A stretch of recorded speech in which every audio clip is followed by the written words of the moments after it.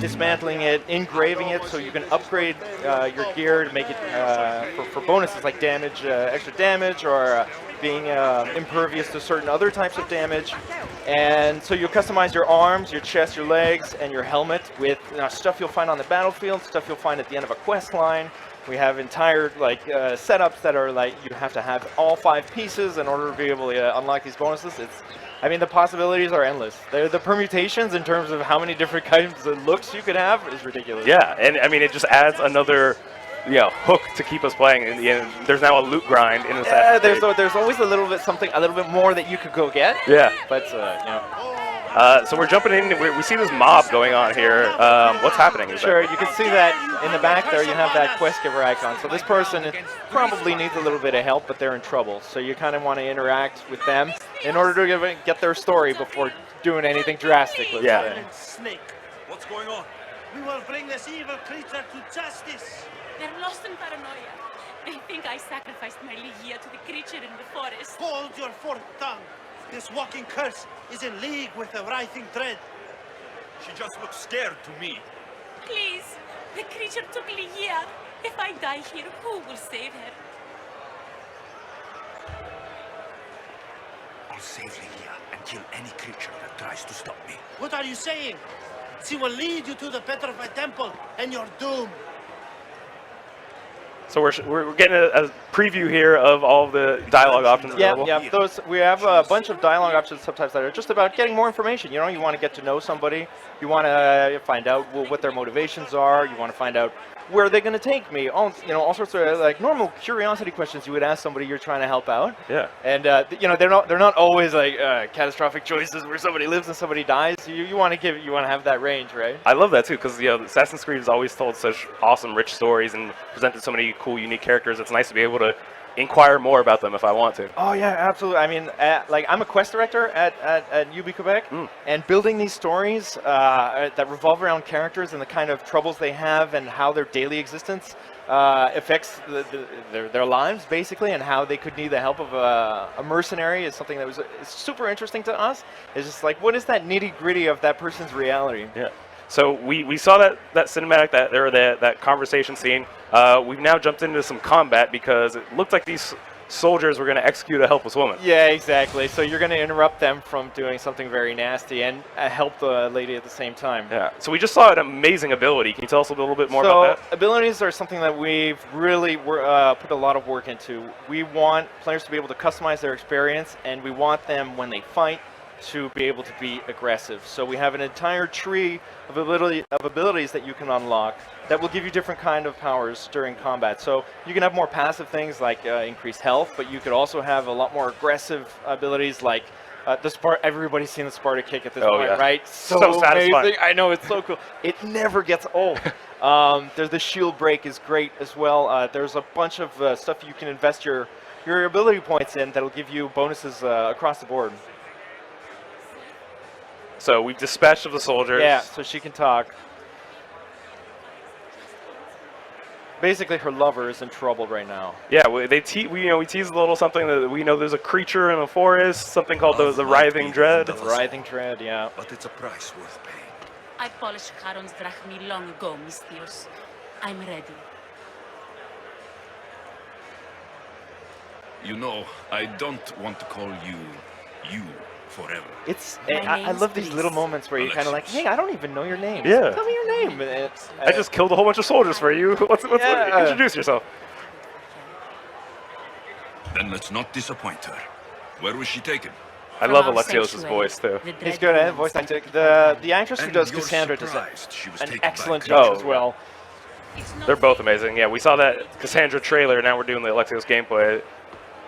Both of them Greek. Oh. Yeah. Yeah, the thing I'm noticing too, I've never been to Greece myself. When I picture it, this isn't necessarily what it looks like. What type of environmental diversity does Greece have? It's amazing. It has snowy mountaintops, like where your feet are sinking into the snow, all the way down to like that tropical paradise type stuff. Like in our E3 demo, what we were showcasing was like we call them biomes, right? So the palm trees and the beautiful, the lush vegetation, that type of thing. And now for this demo, we're moving towards what we've called our autumn biome, or it's a deciduous. I always have trouble pronouncing it, but it's a type of tree biome, and this is what we're kind of showcasing. So you see the colors have shifted a little bit away from the green, more towards the yellow, the red, that type of thing. Yeah. The horse is obviously back. This is not Phobos. You just kind of randomly picked him up, but you can call him at any point, anytime. And Phobos is your own horse. Yeah. At the beginning of the game, there's a moment where we'll show you a bunch of horses, and we're like, all right, which one is this? The one you're gonna have for the rest of your playthrough. Ooh. You pick him, and then he'll always come to you. So it's similar to your eagle, right? Where you have. Yeah, sure. Last year we had Senu. This time we have Icarus. Icarus. So Icarus is partnered up with Alexios. We do go into it in the story about how that works, but we haven't been spoiling it just yet. Yeah. So we follow this woman, Brees, into what looks like this village or town that looks like it's been through some troubled times. Yeah, she has a little love nest there with her partner, but if you look in the background, you can see things are just getting really dark and This gritty. place is ours. It's very foreboding. Yeah. A forbidden place for forbidden love. Not much of a love nest. I've seen more romantic funerals. I found scraps of her clothes leading to the riding dread's lair. Please. That's we not a need to direction hurry. I would want to go in personally. No. I think I Hard would to find Ligia. turn away Lead from the something way. called the Yeah. Writhing Dread. It's funny because there's a little bit further away. You're not going to walk into it with your horse, but if you do, there's a point where your horse just nopes out. This place is so creepy. I'm not going in there. Sometimes animals are smarter than humans. So we saw there too that there's always something worth exploring, worth seeing. That you never know where you're going to find some hidden treasure in this. The world is just filled to the brim. There are, I think it's over 600 points of interest. So we call them points of interest. They're places in the world that have a certain gameplay challenge and a gameplay reward. So it may be just taking out a few bandits in order for a couple of bucks, or it could be something like climbing a statue, getting that reach high point, and being able to fast travel. I mean, there are so many in the world. It's really impressive. And you're going to make me clear them all out. Hey, you know 'Cause what? that's the kind of player I am. I'm obsessive. I am so OCD about that type of stuff. When I play these types of games, I am absolutely the same. I have to have everything. I have to have 100%. I have to make sure that I have touched and prodded every little thing in the game. Oh yeah, that was one of my favorite parts of basically every Assassin's Creed, but especially Origins, just going in and clearing out all the map because there's so many awesome little stories hidden throughout the world. That's the thing with the points of interest, right? They've all been modeled around like, sometimes they're little myths, sometimes they're stories, sometimes they're just like, what is a hairdresser in ancient Greece do type thing. And there's always that little connection into the world, right? It's not just free gameplay for the sake of gameplay. It's always like, how does this actually tie into ancient Greece? Yeah. So we see here we're wandering into what looks like a fairly desolate place. Yeah, this is the layer of the Writhing Dread. Yeah. This is all this is a huge collaboration. Like the actual island of Lesbos is built by a collaboration between the Singapore and the Chengdu studio from China. What is this place? And you'll see a little bit further the gameplay that we've actually built inside this temple comes from Romania. And we at the Quebec City studio who are kind of overseeing all this kind of give the directions, make sure that everybody's still going in the right direction. Yeah. It's a huge collaborative effort. Now this is clear. I mean, this basically here gives it away. Yeah, Where we're we have going, a where we're tease, headed. strong tease of where we're going. It destroys all living things. Some very lifelike statues, I'll say that. And leaving them frozen in fear for all eternity.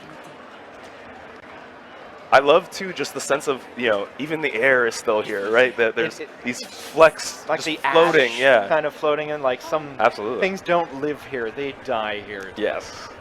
I had at the beginning of this, like a couple of years ago when we were talking about Medusa and what did we want to do with them, I always had in my vision of things, I always had this guy would come down from the village into Medusa's lair during the night and grab one of those poor soldiers who was frozen, bring him back in his cart, take it back and say, hey, look what I sculpted during the night, and try to get some money out. The ideal never got in the game, but I was. It makes you think twice about those hyper-realistic sculptures. Yeah, it was, oh god. Yeah.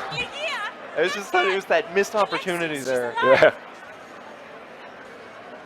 We need to get inside, but I see no openings, and the walls are too smooth. So, we were talking a bit earlier. I got a background in architecture, and I got to say, this doesn't really look like Greek architecture to me. This this comes out of, I'm going to say, the lore, right? Yeah. Just because there is a Every huge night part with of the me Assassin's they Creed dreaded universe rules. that I was is late, just unique once. to it, that couple kind wanted of to fight sci-fi for the aspects. rules. Yeah. And Something as perfect I as think I've cheese. already said too much. Oh, yes. This is my fault. But If I'd we gotten are there in continuing Layla's story in the present day inside of Odyssey, Then you'd both and be trapped this, inside. and I'm not going to tell you how, is tied into Together. that. Okay. So You we were won't searching for reveal too much. No.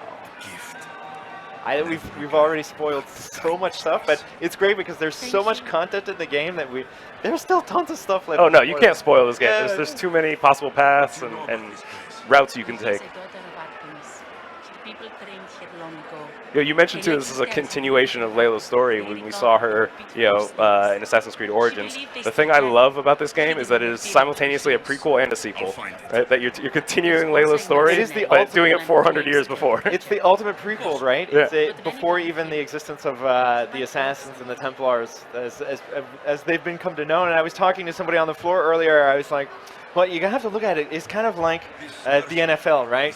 So the NFL exists. It's got all its teams. People play football. But did people play football before the NFL? Well, of course they did. Yeah. So it's kind of the same thing. Like philosophies outlast the names of organizations. You know what I mean? I love that. That's a really great analogy.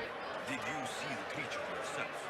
No, but only the riding dread would be strong enough to take Lygia. She's too fierce. And too stubborn. You said Lygia knew how to get into the lair. Where exactly is the key?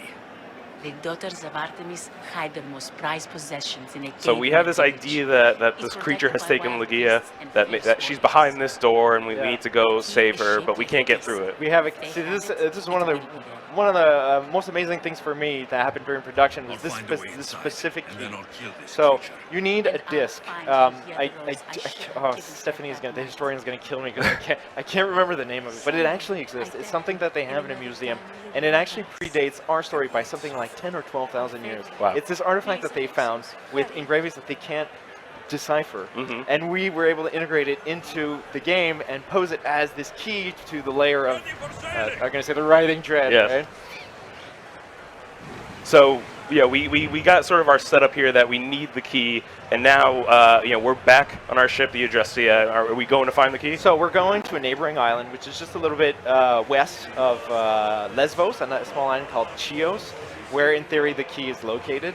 The great thing about Chios is that it's populated mostly by what we call a micro-faction. So I'm going to take a couple steps back. We Yeah. have the two main factions of the game, right? The Spartans and the Athenians constantly vying for control of territory. But inside of that, I mean, they aren't the only ones who live here, right? We have other factions that are alive inside our world. We have the Daughters of Artemis that we're going to meet in just a few moments. They're a group of hunters and huntresses who are focused on nature. We have the Followers of Artemis, these kind of cult-like zealots they're quite aggressive and they're very mean. They're fun to kill. We have the Cult of Cosmos that we're going to hunt down.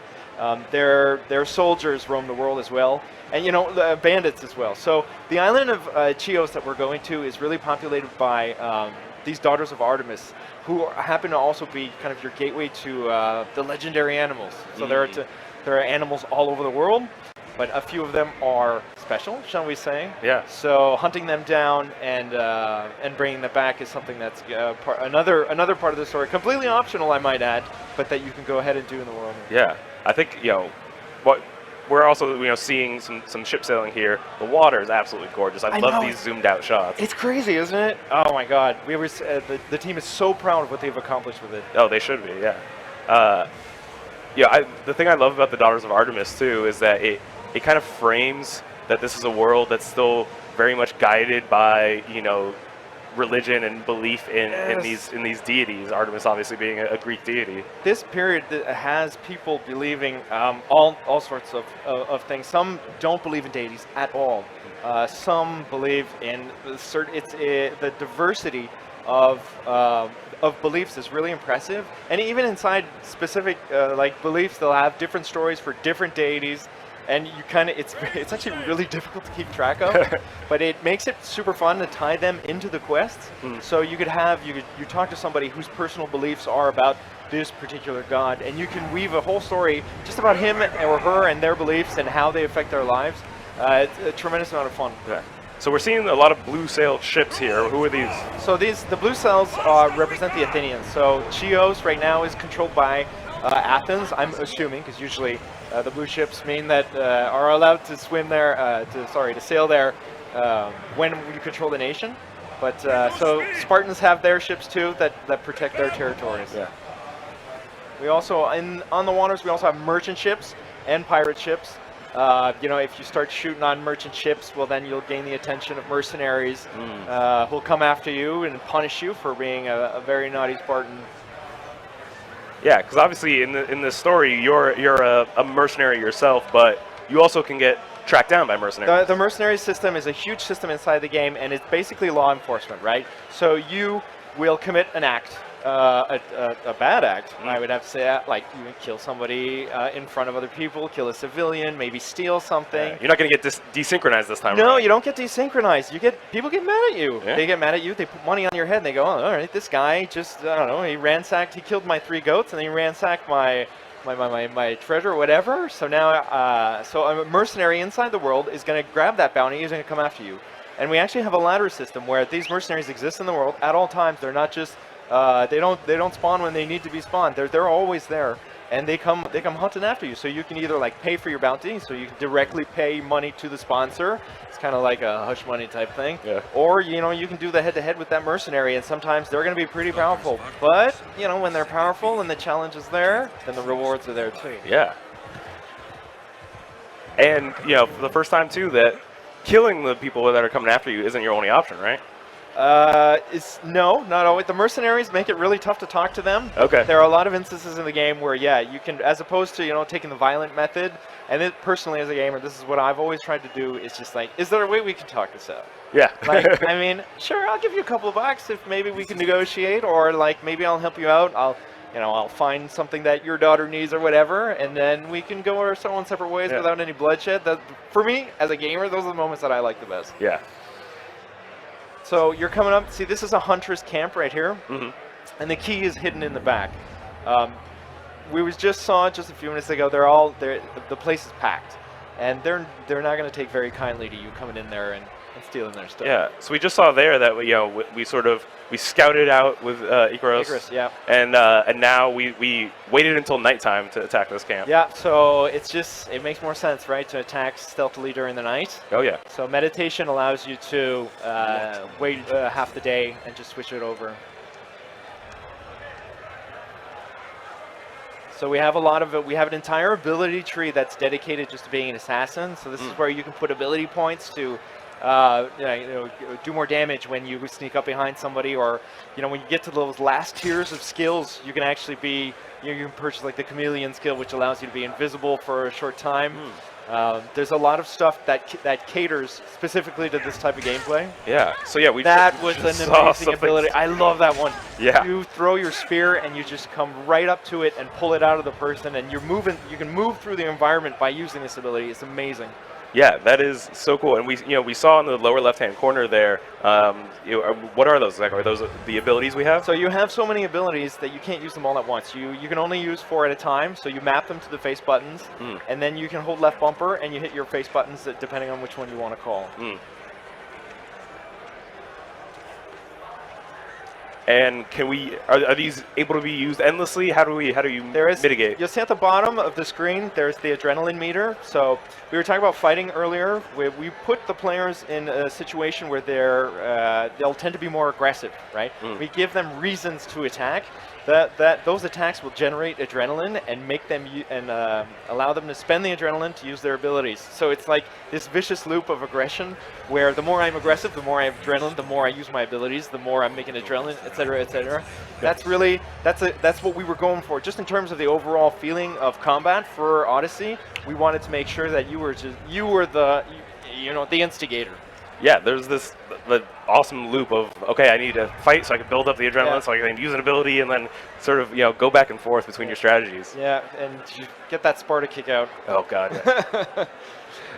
It's funny too. I know that the geographic topography of Greece adds a lot of verticality to this game. Yes. Which makes it so satisfying to Spartan kick people off of cliffs. There are so many places where you can do it, and when you get it just right, I'm telling you, there's no feeling like it. The first time, it must have been a couple of years ago when I joined the team, and I finally got to start playing around with this, and I got my first Spartan kick right off a cliff. It's so you'll scream out loud. Oh, yeah. It's insane. So we've acquired the key, Yeah. and we're now returning to Greece in this petrified forest. Exactly, and we're gonna open that door and find out what's hiding behind it. Never made it inside the lair. But you can't forget that Breeze is there because the love of her life is in trouble. Oh yes. Not exactly. The mercenary carried this spear, which she claims killed the Rhine Grey.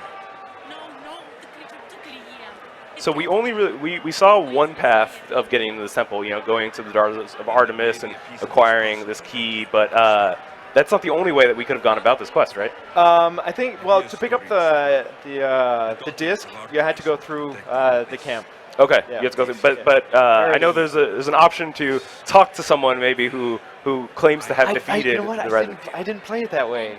Oh really? Yeah, I'm sorry. I've always played it that way. No, that's so fun. No, it's great because I played it both ways. I wanted to investigate. How did you play it? So you're presented this option of hey, there's this mercenary who claims to have killed the Writhing Dread. Go talk to him, see what how Right. he did it, what's going on. If he really killed it, why is it still taking people? And so you go talk to him. I don't want to spoil what happens, but it's one way to go about it. And then if you want to do both, you can still you can talk to him. You can go to the Daughters of Artemis. You could do it in any order you wanted. I see. I'm gonna need that second playthrough because Exactly. just in terms of quests in the game, I think we went past 300. Wow. There are and there's so much content. I'd be lying if I told you that I was able to play every version of every quest that's in the game. There aren't enough hours in the day. Yeah, this is just one of those quests, and we already see how much variability it has. Yeah. So we're inside of this petrified temple now, finally. Oh yeah, that's creepy stuff. Oh yeah, gosh. I see why the horse doesn't want to come in. The floating ash gets me every time. It's just ugh. Oh yeah. I mean, we were speaking about environmental diversity before. This feels like unlike anything Oh, yeah. that we've seen thus This far. is not something that we're going to be reusing anywhere else. I mean, this is really unique to this portion of the game. It's all handcrafted. It's all custom made. And the funny thing is, it's optional. You don't even have to do this. It's endgame content, and it's not recycled. It's all unique stuff. There's no game over to this game. It's just, It just keeps going. It just always keeps going. And this is something that you could do even after you finished a main campaign. Oh yeah, you can jump into this quest line at any time you want, given that you have the right level. But there she is. Oh, here we go. There she is. The Writhing Dread. If you hadn't figured it out yet, it's Medusa. Why does it always have to be snakes, right? It's a great. Boy, Ooh. that's gonna leave a mark.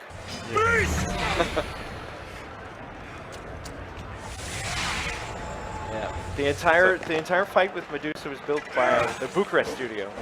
Wow, shout out to Ubisoft Bucharest. Yeah, absolutely, they did a fantastic job. So, walk us through this fight a little bit. What sort of abilities does Medusa have? It looks like she's trying to stare her gaze down at us. So she has the classic gaze, right? If you stay in it too long, you'll turn. You can see the character slowing down right now. She also has the ability to call the souls that she's already. One of the funny things is you'll see that when she does call the additional souls, they all have names. Right? Oh, right. So these are all like soldiers that came into her lair and were I was gonna say eaten up, but we're like destroyed by her. But they still carry their names when they come attack you, playing her bidding. Yeah, and she has these great area of effects that you have to dodge out of the way as well. Yeah. And then find that one opportunity when she gives you that opening. So here we're using an adrenaline attack, is that it? Or what is this exactly? That's probably just additional damage. Yeah, she's not going to let you do that for long. You see, I mean, we put it quite a few hits on her already, and she's still got she's quite a tough. bit of health left. Yeah, yeah. She's absolutely one of the toughest fights in the game. Like it is end content. And Yeah. We don't want this to be easy anyway, right? No, you're not doing this as a level 1 Spartan No, mercenary, absolutely not. you know, in sandals and rags.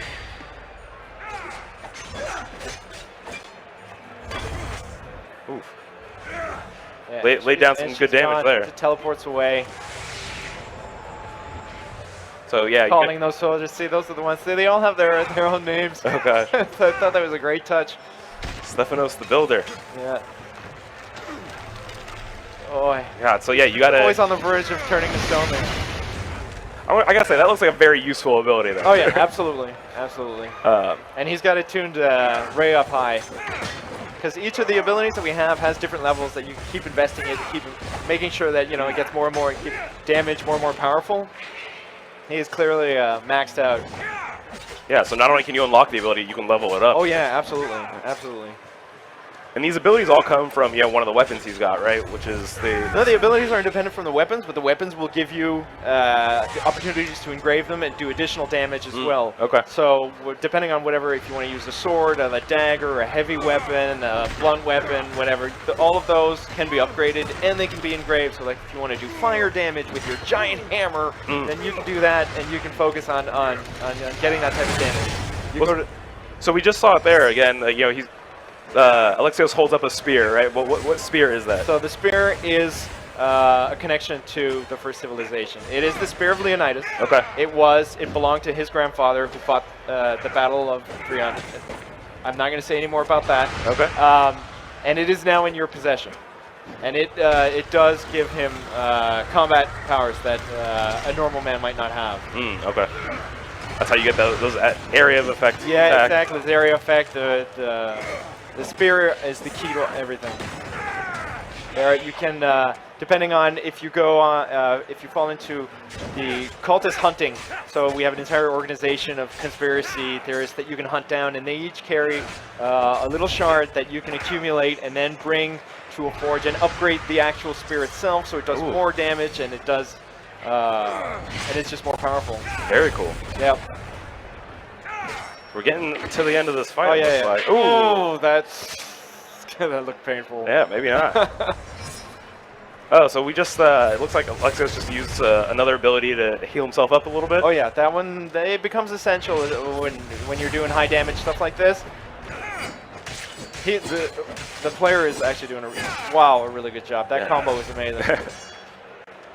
Yeah, it gives you a little bit of a second wind in a tough fight like this. One more hit and she's gone. Yeah, as we've been watching this too, I'm just like appreciating how much you have to navigate the space while you're fighting off these stone soldiers attacking you while using the columns to avoid her gaze. Yeah, they're staples of Assassin's Creed. You can't do just fight, you can't do just navigation. It's always better when you can mix everything.